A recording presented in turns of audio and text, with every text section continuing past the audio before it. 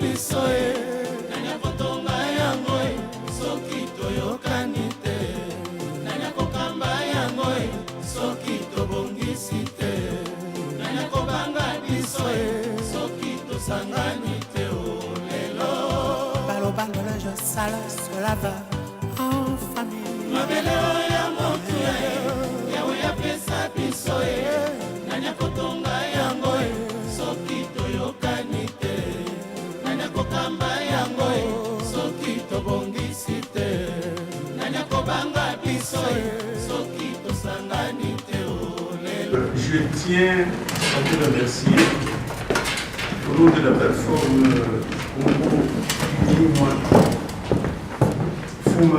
Fuma Kwanza pour votre présence aujourd'hui dans cette salle. Deuxième moment de soutien. L'objectif de cette rencontre d'aujourd'hui, c'est l'acte fondateur de cette plateforme. Nous notons au passage que cette plateforme n'est pas un adversaire par rapport aux autres plateformes qui tournent le jour dans l'espace politique congolais. Elle vise un objectif qui est le même que celui des autres plateforme, comme qui dirait, c'est l'unité dans la diversité.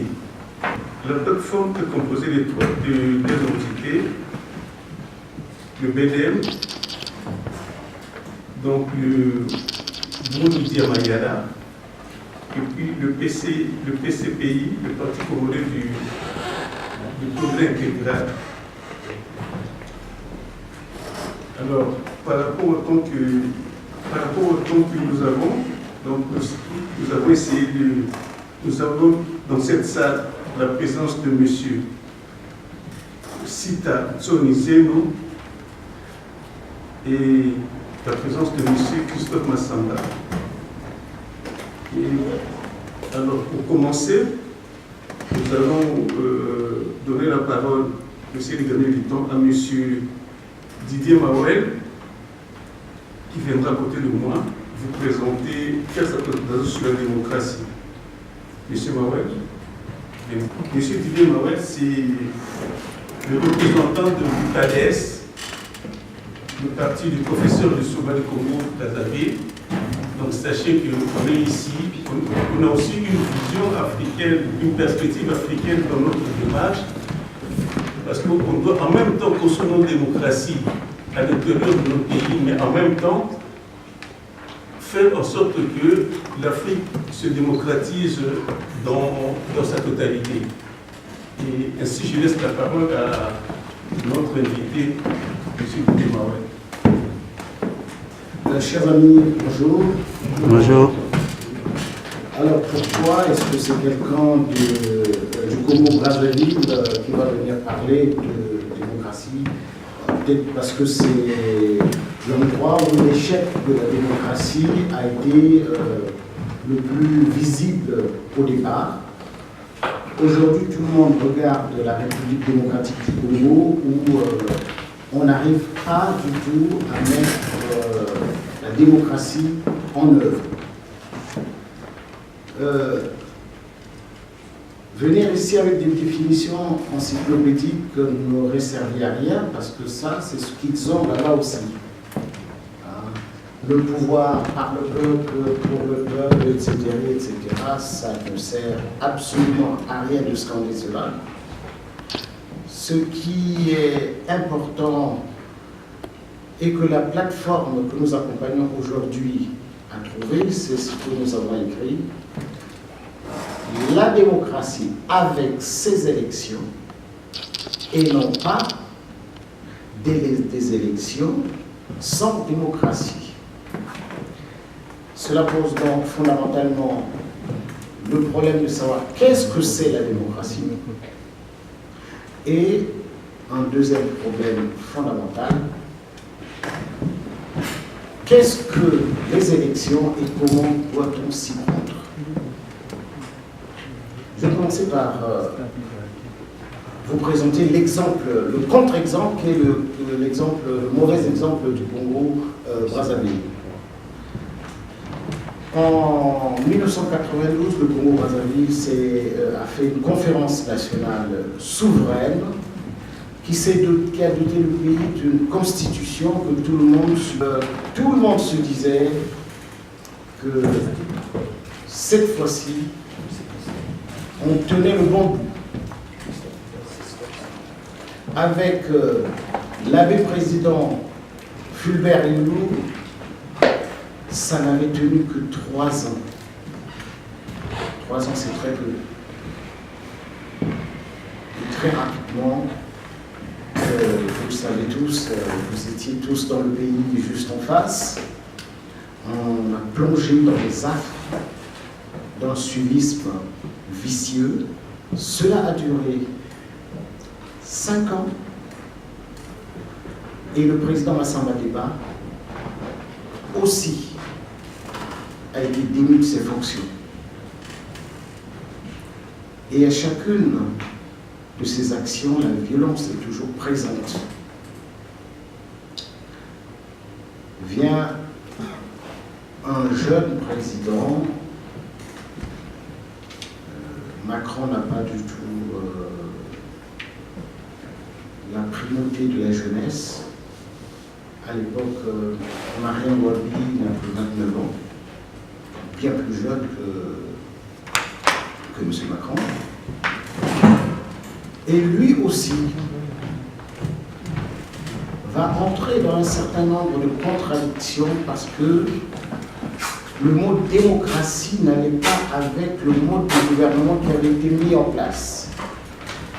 Ça veut dire que nous sommes en train de nager dans des profondeurs de dictature. Si c'était par des élections, on le saurait. La RDC a eu des élections. Ce qui est sorti des urnes, c'est tout sauf la démocratie. Tous ceux qui en doutaient ont pu voir comment M. Kabila, avec l'invention du glissement, s'efforce de rester le plus longtemps au pouvoir. Il n'est pas question d'alternance. Il veut être le seul et l'unique. Alors vous allez me dire, mais de l'autre côté, la conférence nationale a mené quelque chose. Oui, des élections libres, réellement libres. Un président réellement élu. Et c'est là que le malheur de ce pays commence. Parce qu'on va retrouver non seulement des compagnies internationales des multinationales qui vont commencer à financer une rébellion. On a vu d'abord en RDC et même comme vous l'avez des partis après les indépendances qui ont fonctionné et il y a eu des élections à l'époque. Mais moi aujourd'hui je m'interroge aussi sur un aspect du droit constitutionnel du moment où nous avons quitté ces partis-là pour aller créer des partis uniques de type africain. Et ces partis uniques de type africain, dans certains pays, ont semblé fonctionner correctement. Mais est-il qu'aujourd'hui, depuis, comme j'avais dit, que le Premier Mitterrand avait parlé, les partis uniques de type africain disparaissent pour revenir à nos partis qu'on avait à l'époque et qui d'autres restent encore sur les bases tribales. Et je pense qu'en Afrique, nous avons encore du boulot. Et je terminerai ce chapitre-là en disant simplement que le président Obama avait dit une phrase importante, comme quoi l'Afrique n'a pas besoin d'hommes forts, mais l'Afrique a besoin des institutions fortes. Merci. Merci. J'appellerai M. Sonizou de venir ici pour sa contribution.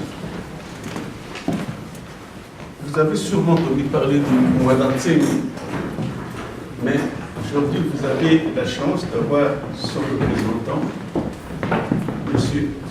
Sonizou. Vous avez la parole.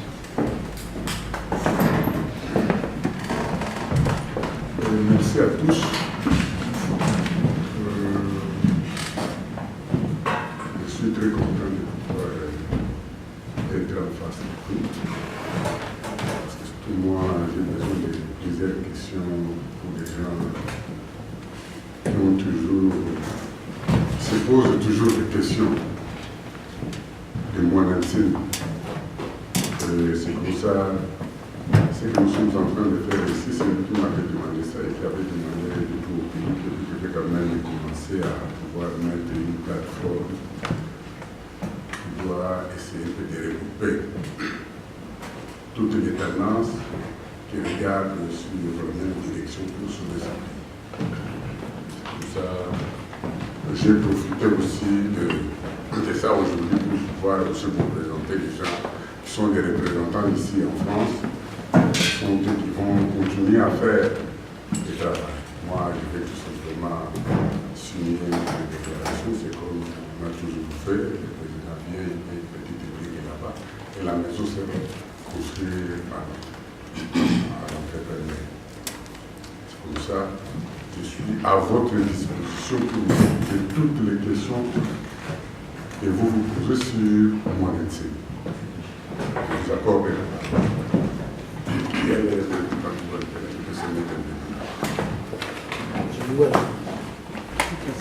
Venez, sur la place. Je vais mettre ça là.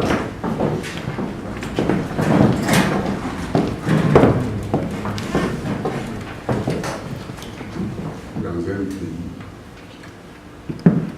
c'est le responsable là-bas qui te reçoit. C'est lui qui va dire la déclaration. Toi, tu vas te signer. Et s'il y a des gens qui veulent savoir la situation du parti, en ce moment-là, vous allez vous mettre à leur disposition pour pouvoir répondre.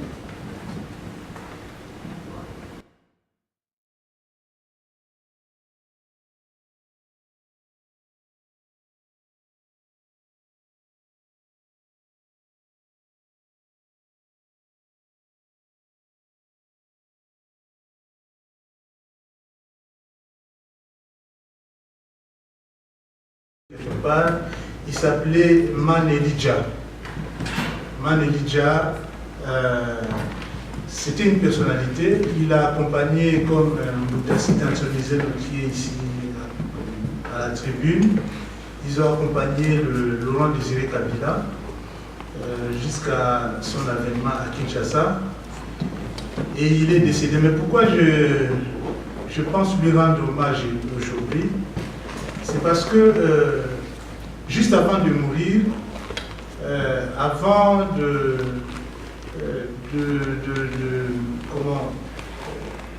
quand nous pensions à la création de la plateforme, il était au courant. Il était au Moulemba Jean-Baptiste Maboubi, de nationalité congolaise et du Congo.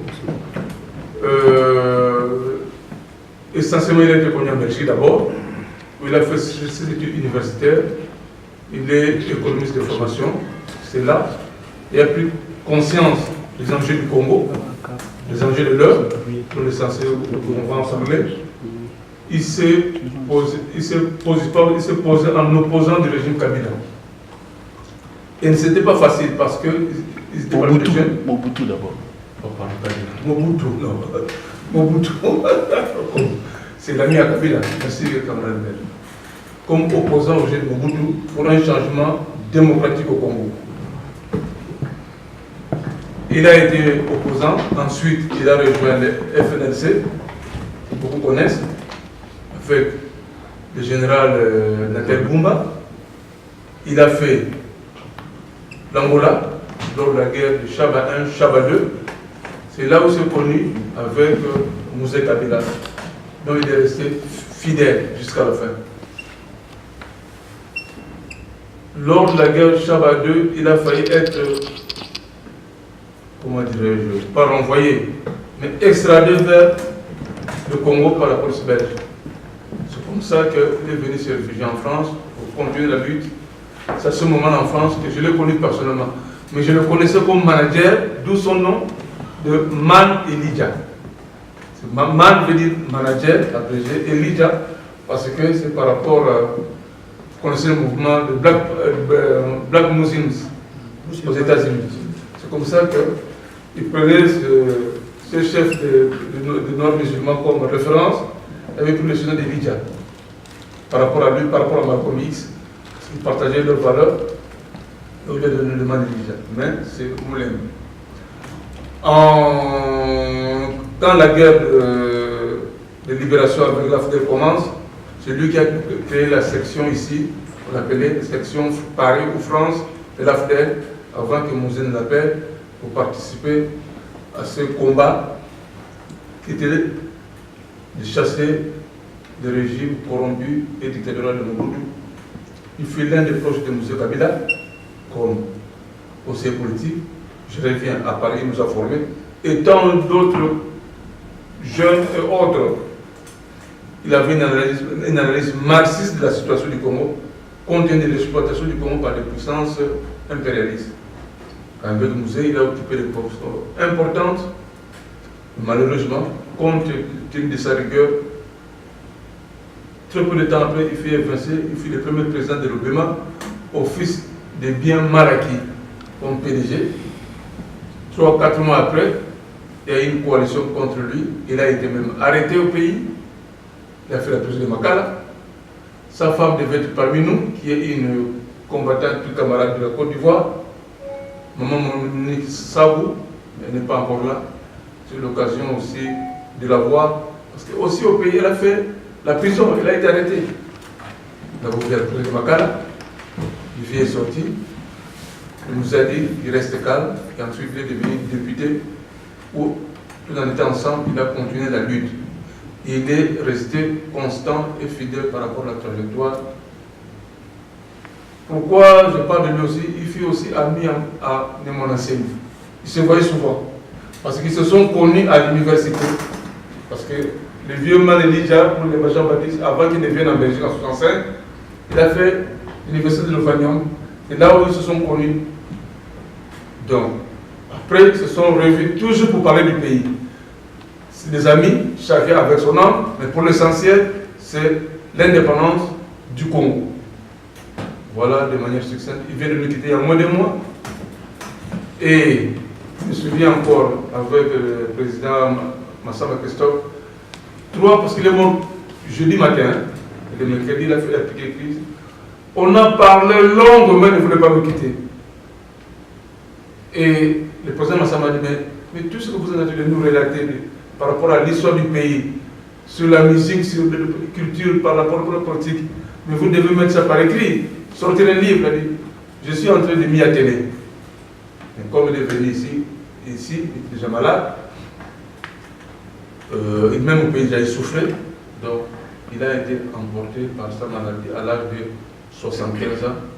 Son corps a été rapatrié, compte tenu aussi, parmi les autorités actuelles, même s'il n'exerce pas directement, il a eu, il faut être reconnaissant quand même, il a eu des obsèques dignes de ce nom et des représentants du gouvernement. En tant qu'ami à Mouzé Kabila, était de la partie et du gouvernement aussi, si le nécessaire. Sur le plan de reconnaissance, pour dire des choses telles qu'elles sont. Voilà, pour ceux qui ne connaissent pas Moulin Jean-Baptiste, qui est un grand combattant, il est resté constant par rapport à lui, sans bénéficier des avantages que nous voyons aujourd'hui au pays. Il a été PDG de l'Obéma, on l'a accusé d'avoir détourné les maisons, il est mort sans maison. Sans maison. Pas sans C-E-N-T, non. Il n'a pas de maison personnelle à lui, non. Sans bien personnel. Ce qui fait qu'il est resté au conseil. Nous autres sommes restés fidèles et redevables à lui. Il ne faut pas qu'un tel personnage qui a donné sa vie pour ce pays, et comme a dit notre ami qui vient de parler, qui a pris la parole avant moi, qu'on soit vraiment concret par rapport à ces enjeux de l'heure, que ce soit chez nous, parce que tout ce qui se passe au Congo, Kinshasa intéresse le Congo-Brazza. Et vice-versa. Parfois, le Congo-Brazza a été, comment dire, beaucoup de choses qui passent chez nous, le Congo-Brazza anticipe, vice-versa. Donc voilà un peu, je tenais beaucoup vraiment à rendre hommage à ces personnages. Et pour terminer, si on peut prendre, se mettre debout, par le ministre des Finances.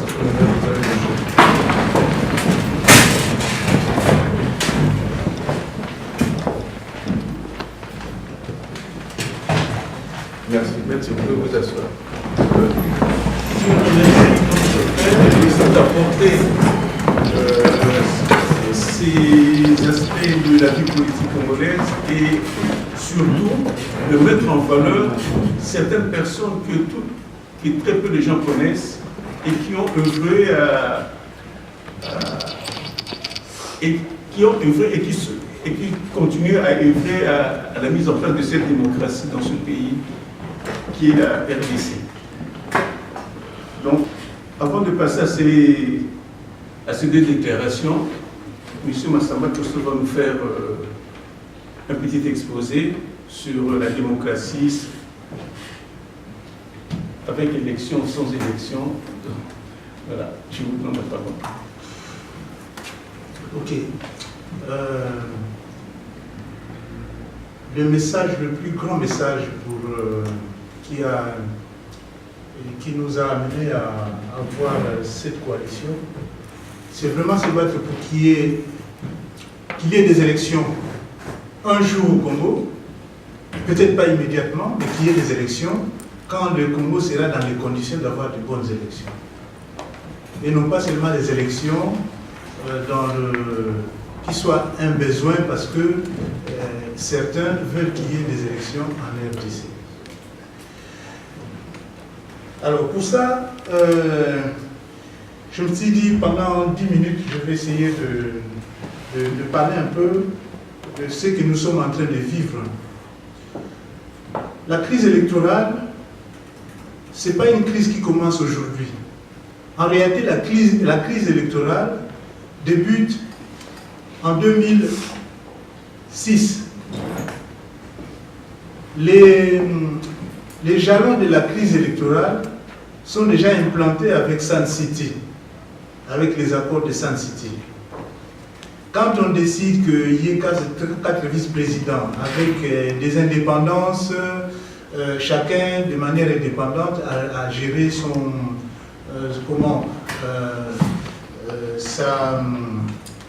entité, l'entité que le pays lui avait confiée. On voit là les gens qui s'accaparent des moyens de l'État pour aller aux élections et en fait utiliser ces moyens de l'État, non pas pour proposer des projets, mais pour qu'avec les moyens de l'État, qu'ils puissent distribuer à tout un chacun quelque chose pour qu'à la fin, ils soient les vainqueurs d'une quelconque élection. Donc voilà dans quelles conditions on arrive en 2006 à avoir des élections qui posent d'ailleurs problème parce que après les résultats n'ont jamais été conformes à ce qui s'est passé dans les urnes. Ça veut dire que même si on n'est pas d'accord avec cette manière d'organiser les élections, dans l'annonce même des élections, ce n'est pas la réalité qui a été dite. Donc la vraie crise électorale commence en 2006. Nous arrivons en 2011. C'est comme si la Constitution qui prévoyait 2 tours avait commis une erreur. Pour qu'au final, il n'y ait jamais débat sur ce que les politiques doivent proposer aux Congolais, il faut supprimer le 2e tour. Et vous vous souviendrez que le 2e tour a été supprimé en février 2011, alors que nous allons avoir des élections en novembre 2011. Supprimer le 1er tour des élections, ça veut dire quoi? Le 2e tour des élections, ça veut dire quoi? Ça veut dire que chacun vient avec son petit discours, sans projet, avec son porte-monnaie, avec son bralima, distribué, puis c'est ça la nouvelle culture. Et puis à la fin, même si vous obtenez 15%, vous obtenez 15%. Si les autres ont obtenu 10, 2, 3%, c'est vous qui devenez président de la République. On ne sait pas exactement qui a obtenu quoi dans le pourcentage annoncé à la fin des élections en 2011. Mais est-il que, avec la déclaration des catholiques, Kabila n'était pas vainqueur. Mais vous avez vu que pour que la chose fonctionne bien, ils se sont arrangés pour qu'avant l'annonce des résultats, que le pays soit complètement quadrillé par l'armée. J'étais moi-même candidat, j'ai vu comment les choses s'est passées. On voyait des îlots de bataillons où je ne sais pas, je ne suis pas militaire pour faire la distinction entre bataillon, régiment, machin. Mais on trouvait des groupes de militaires se planter dans des zones urbaines comme si la guerre était à la porte le jour suivant. Et c'est seulement quand ce dispositif a été bien mis en place que les élections, les résultats ont été annoncés. Et subitement, à la fin, dès que les résultats sont annoncés, c'est là que commencent les tirs. Et moi, je me rappelle, j'avais pris ma Jeep, j'avais même pris le risque parce que je savais qu'on savait où j'habitais et qu'il ne fallait pas que je sois au même endroit. J'ai pris ma Jeep, j'ai traversé des zones avec des militaires qui tiraient un peu partout. Je me disais, pourvu que je n'attrape pas des balles ou bien qu'on tire sur la voiture. Mais j'ai heureusement traversé cette zone de turbulence pour aller me planquer quelque part jusqu'à ce que j'ai pu quitter Kinshasa pour revenir ici. Pour dire que la crise électorale, ce n'est pas une crise d'aujourd'hui. Bon, on verra que le fait que Kabila lui-même ne peut plus se présenter parce que la Constitution ne lui permet plus, après le deuxième et dernier mandat, tout de suite, il y a d'autres choses qui s'organisent. Alors, c'est là où je vais venir sur la classe politique congolaise. Moi-même étant politique, on me dirait je crache dans ma famille puisque je suis politique. Évidemment, il faut critiquer les siens. Nous sommes politiques et la classe politique congolaise, elle est malheureusement dans une très mauvaise situation. Et cela ne date pas d'aujourd'hui, mais depuis la chute de Mobutu. Parce qu'on va dire que pendant la période Mobutu, tout était mis entre parenthèses, mais dès lors que Mobutu n'était plus là, les choses devaient revenir à la normale. Et malheureusement, on a connu des créations de partis politiques, ou bien des gens qui se sont imposés grâce aux armes, et grâce à comment on va dire, les cooptations, grâce à des ONG qui au fait étaient des mouvements orientés, qui sont devenus des politiques. Je suis de celui qui dit, parce que j'ai commencé à penser politique, je ne devais pas avoir 20 ans. Je ne devais pas avoir 20 ans, j'étais sous le régime Mobutu, mais nous réunissions déjà des groupes politiques à Kinshasa où on parlait politique, et on était inconscient, on n'était pas conscient qu'on était face à un danger et qu'on pouvait nous attraper, et ça pouvait aller très loin. Alors quand quelqu'un me dit, je commence à faire la politique, je lui pose la question de son âge. Quand il me dit, je suis un leader politique et j'ai commencé ma vie politique à 50 ans ou 55 ans, je lui dis, merci beaucoup, mais je pense que tu n'as pas la vocation pour faire la politique, parce que les idées, ça doit commencer plus tôt. Parce que quand on a la tête, peut-être il faut beaucoup de choses pour réfléchir et commencer à analyser. Mais rien qu'avec les yeux déjà, on peut s'opposer en regardant.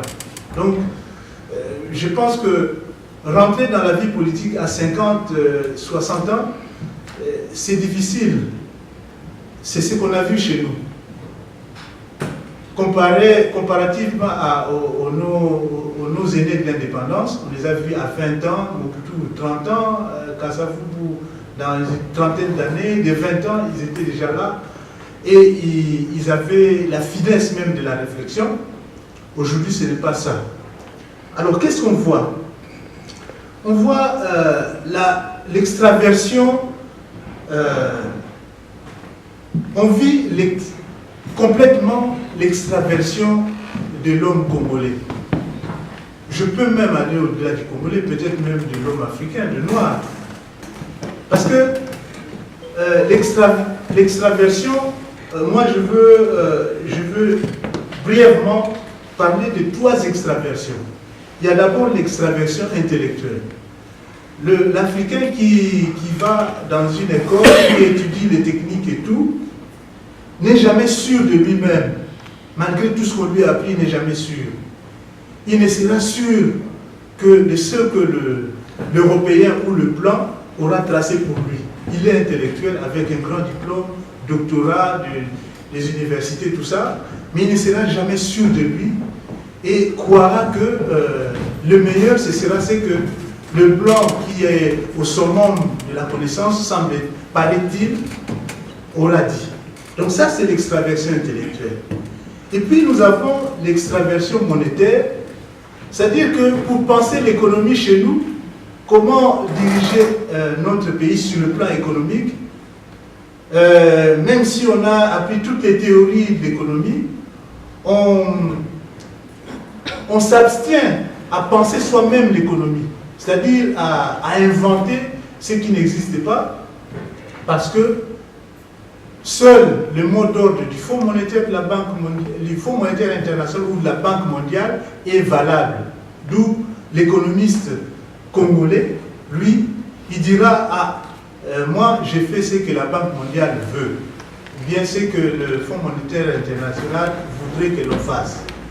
Et ce que décidera le Fonds monétaire international deviendra la vérité économique de l'intellectuel congolais. Venons-en maintenant à ce qui nous concerne aujourd'hui, la situation politique et diplomatique. Qu'est-ce que nous voyons? Nous sommes aujourd'hui dans une démarche où nous voulons aller aux élections. Les gens disent les élections, les élections, les élections. Quand vous parlez démocratie, ils disent élections. Ils n'ont pas de projet. Mais vous, les politiques africains et surtout congolais, nous vous proposons de mauvais projets, mais vous ne nous proposez rien. Vous n'avez rien à nous proposer. Quels que soient les politiques congolais, il vient ici, pas pour nous proposer des choses, mais pour écouter ce que nous avons, ce que nous pensons, que lui va aller appliquer. C'est ça l'extraversion politique. Ça veut dire quoi? Aujourd'hui, il y a une décision prise par un cabinet quelconque à Washington, à Paris ou à Bruxelles sur le Congo. Dès que cette position sera rendue publique, elle deviendra la position de l'homme politique congolais. Nous le voyons. La décision d'aller aux élections, il vous faut, vous les Noirs, là, il vous faut des élections, à tout prix des élections. Et les élections, il vous faut à tel moment. Quand c'est arrivé à l'oreille du Congolais, le Congolais a mis sa veste, sa cravate, des belles chaussures. Il passe à la télévision, il dit, pour nous, il faut les élections et à la date donnée. Quand vous regardez, quand vous observez ou vous examinez la date, c'est la date indiquée par les donneurs d'ordre. Alors que les donneurs d'ordre donnent une proposition, donnent même une indication, ça peut même être une imposition, mais une imposition des autres n'est qu'un sujet à discussion. Pour nous, si on se met réellement ensemble, on va mettre ça sur la table de discussion et discuter. Mais qu'est-ce qui arrive? On voit des droites jusqu'à la gauche. Tout le monde veut les élections. Et le vrai problème maintenant, pour les politiques congolais, C'est quoi? Ah non, c'est pas avec la machine à voter. Si c'est à la machine à voter, on n'ira pas. Et encore, ce qui est grave, on commence par dire non, la machine à voter, c'est pas bon, mais si c'est examiné par des internationaux, ça devient valable. Sans oublier que le dialogue que les Congolais ne voulaient pas, on avait fait comme exigence la demande, la présence des internationaux. Mais les internationaux, on va les trouver. Il y a eu Edem Kodjo, qui était l'international Edem Kodjo. Et nous avons aujourd'hui encore pas de chance parce que nous avons le président de l'Union africaine qui est le super international. Il semble que c'est le président Kagame, non? Oui, c'est lui. Oui, c'est Kagame, l'international. Il va trouver un international qui va répondre aux exigences de la classe politique congolaise et nous aurons un international pour utiliser la machine à voter.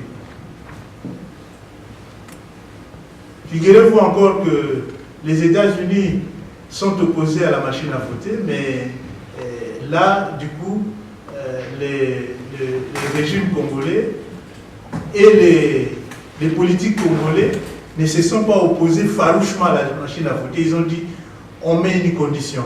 Et surtout que les évêques ont été les premiers à donner cette indication. Donc, c'est ça la suite.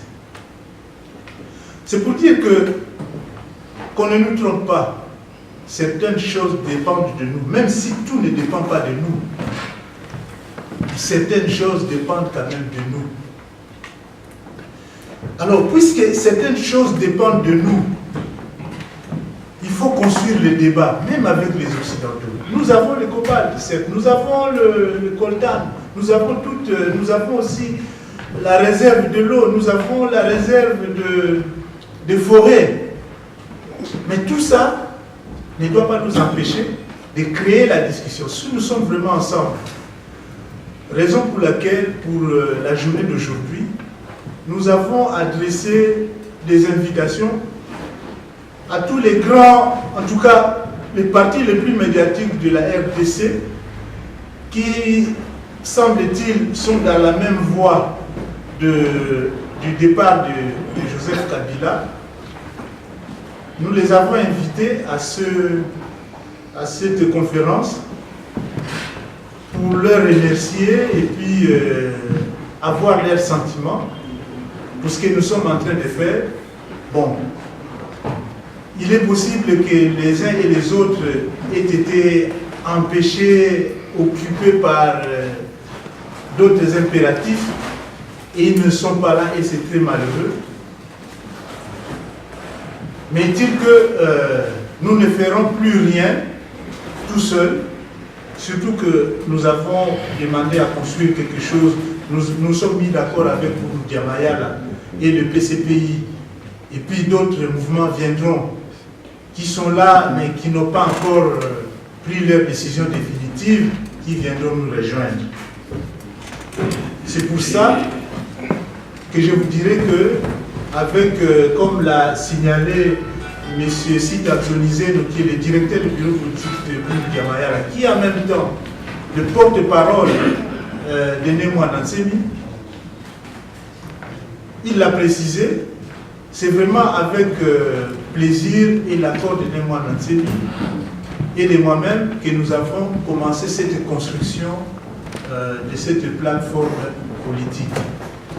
Et le but de cette plateforme politique, évidemment, c'est amener sur une table de négociation toute la problématique congolaise et ne plus laisser le champ libre simplement à une parole prononcée en Occident qui deviendrait la Bible pour les politiques congolais.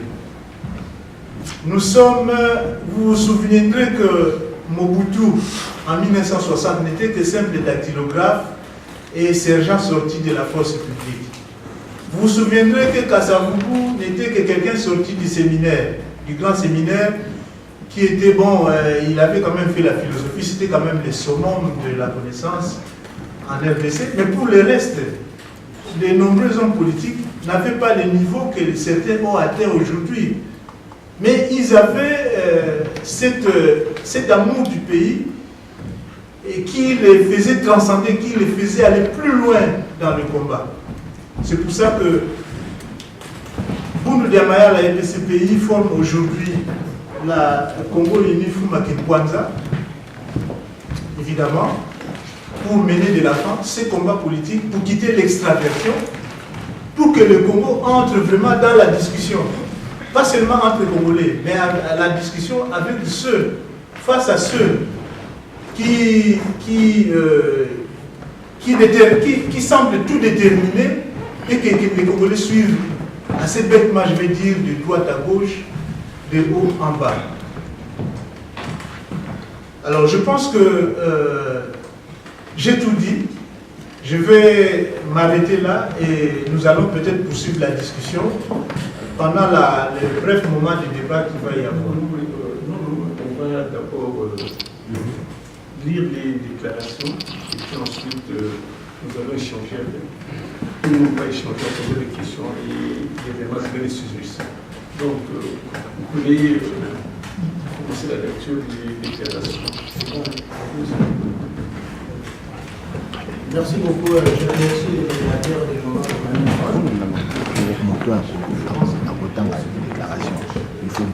Et voilà la déclaration d'aujourd'hui pour ceux qui nous réunissent aujourd'hui.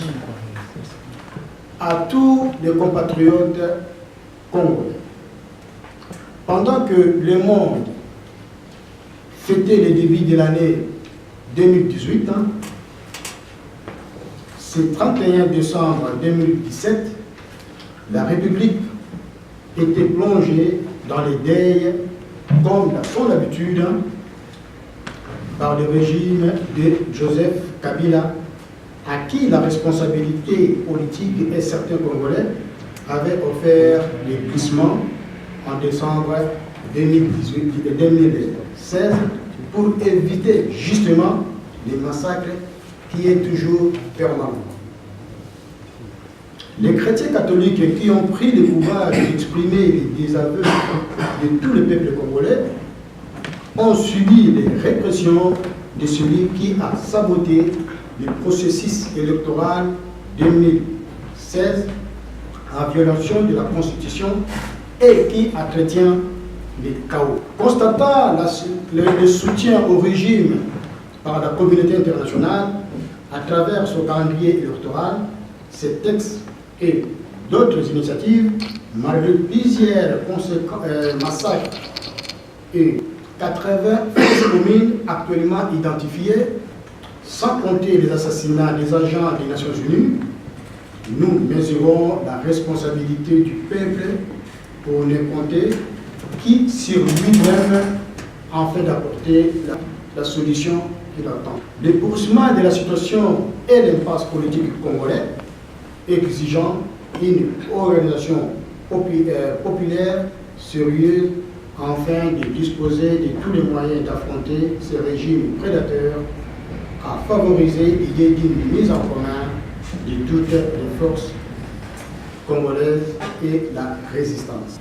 Congo Uni Mfumu Kimpanza, qui s'exprime aujourd'hui est le fruit de l'initiative de Bundu Diamaya, ainsi qu'on dit BDM, cher à Némonasemi et Parti congolais du progrès intégral PCPI de M. Christophe Massamba, qui prône la mutualisation de toutes celles des forces de la société civile. Des partis politiques et autres mouvements réellement déterminés à empêcher la poursuite de la gestion chaotique de la République démocratique du Congo par le régime imposé par M. Joseph Kabila, qui a choisi l'utilisation de moyens militaires pour se maintenir en poste dans le but d'y demeurer à la vie et défaut d'organiser la fraude électorale qui passera qui placera un de ses fidèles pour les intérêts contraires à ceux du peuple congolais. Congo Uni, Fuma Kimpanza tire sa source du besoin de faire face au régime dont les pratiques et les modes de gouvernance ont dévoilé à la face du monde les réalités d'une dictature qui utilise la démocratie comme si un slogan transformé en moyen de manipulation de conscience pour parachever le placement du pays sous le contrôle de quelques pays voisins, eux-mêmes représentants de la puissance extérieure comme les intérêts du peuple congolais, alors qu'il avait fait le choix de la démocratie en adoptant par un référendum sa constitution en 2005. Constatant l'entretien des crimes, massacres, viols et fléaux responsables de la souffrance et des incertitudes politiques, l'impunité pour le détournement des moyens de l'État et des fonds publics, l'absence de volonté de développement, atteinte aux droits, liberté d'expression de la presse et aux libertés politiques. Constatant l'importance des fonds engagés en lobbying pour l'achat de soutien de puissances occidentales pour ce régime, sa modification frauduleuse de la loi électorale qui introduit à la machine à côté le découpage unilatéral du territoire, la manipulation de la CENI, disons cela, et d'une frange de la population dans un dialogue qui a conduit à un glissement du président lui-même de toutes les institutions politiques qui s'accrochent sans mandat du peuple. Considérant désormais le régime de Joseph Kabila comme le premier danger contre les progrès de la République démocratique du Congo, la plateforme dénommée Congo Uni Kimpanza est née pour renforcer la lutte contre ce qu'il nomme la négation de la démocratie. En solidarité avec toutes les partis et toutes les forces politiques et sociales, partis et plateformes qui s'activent avec la détermination à la recherche des moyens d'écarter le danger qui s'est accaparé les institutions congolaises. Enfin, remettre notre bien commun, la République démocratique du Congo, sur le chemin de la démocratie, seule garantie, justice et la paix et du progrès. Et voilà la déclaration politique qu'on a faite pour aujourd'hui. Je vous remercie.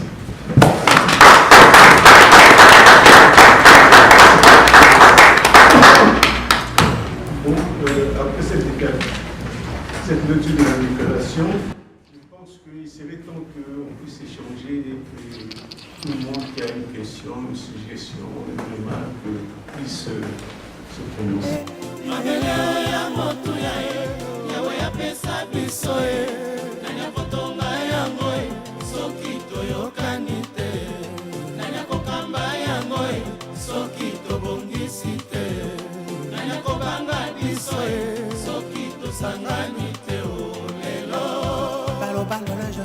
Cela va en famille. Mabeleo ya motu yawe ya pesa biso nanya kotonga yango soki toyokani te nanya kokamba yango soki tobongisi te nanya kobanga biso